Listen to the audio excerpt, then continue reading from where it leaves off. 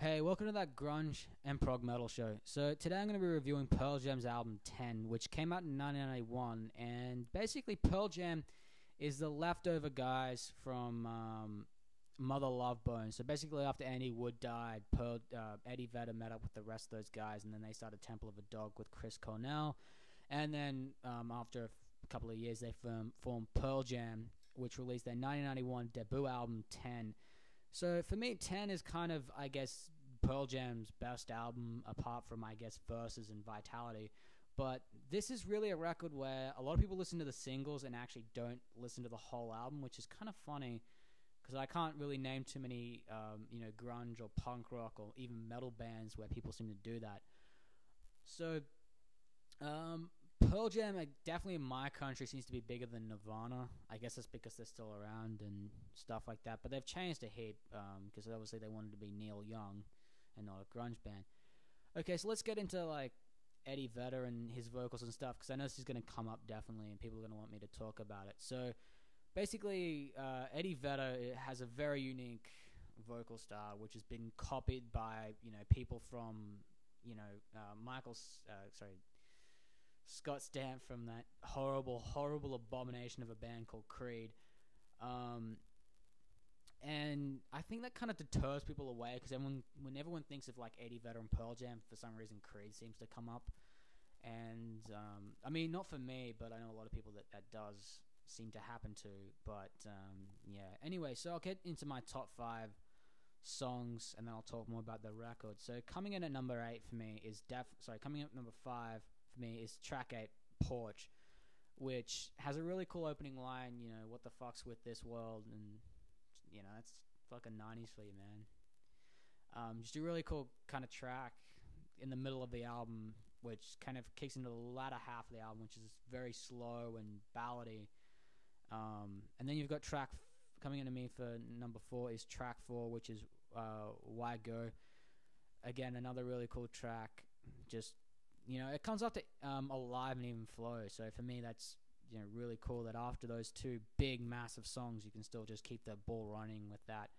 For me, number three is Once, which is the opener. Awesome opener. There's a little bit at the start, and then it kicks straight into the song, which is epic. The bass line in that's really, really good. I love the bass line in that.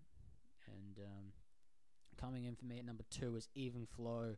One of the first Pearl Jam songs I actually ever listened to, and I love the clip where he tells the lighting guy to this is a fucking rock show, so turn the lights off. I think the guy's name's Josh or something. I wonder if he's related to the guy from Drake and Josh. I don't know, maybe. So coming in at number one for me is Jeremy.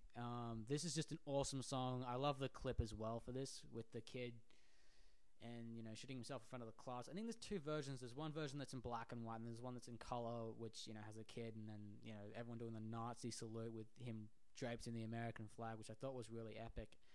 And I don't think you can get away with that today. Actually, I'd love to see if someone could do that. But yeah, look, this is definitely my favorite Pearl Jam song, apart from I guess Animals and Rearview Mirror off Verses. But yeah, this definitely has to be my favorite Pearl Jam song. And I love the lyrics to this as well.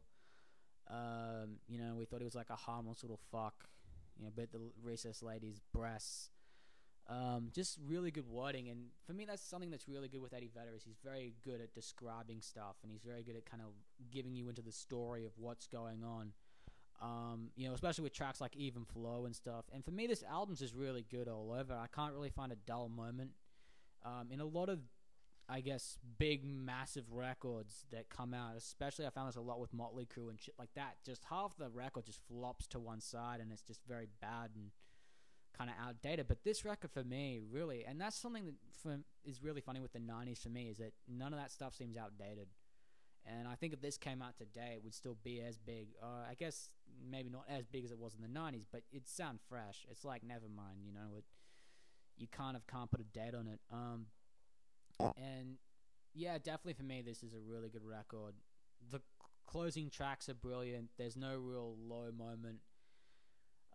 The only kind of gripe I have about this record is Eddie Vedder's voice can get a bit annoying after a bit, and the lyrics can kind of seem a little bit weird at times, but not to the extent of like Faith No More weird, but kind of a little bit like, oh, what did he really say that?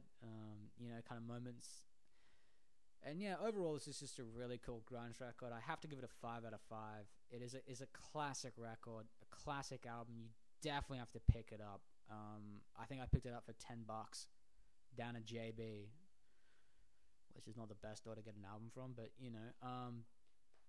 and yeah, look, if you're into grunge, you want to get into grunge, this is definitely the band to do it with. And obviously, then you'll get into Nirvana, Alice in Chains, and Soundgarden. But yeah, look, Pearl Jam, they're an iconic band. 5 out of 5, definitely from me. And yeah, so look, with the rest of the week's schedule, I'll probably put up a review on Friday. I might do Neutral Milk Hotel. I'll see if I can get around to doing that. I've got to give it a few more spins before I can kind of talk about it. I don't just want to be like, oh, here's this album. It's kind of okay. So yeah, I'll probably do that. And yeah, cool. So look, subscribe, thumbs up, like this video, comment down below. Tell me what your favorite Pearl Jam song is. Do you like this album? Do you prefer Versus or Vitality? What do you think of their new stuff? Do you think that's good? I don't think it's that old too flash. And do you want me to review Versus after this? So, I could potentially do that for you guys as well. Yeah, so look, I'll see you guys Friday with hopefully another album review. And until then, see you the fuck later.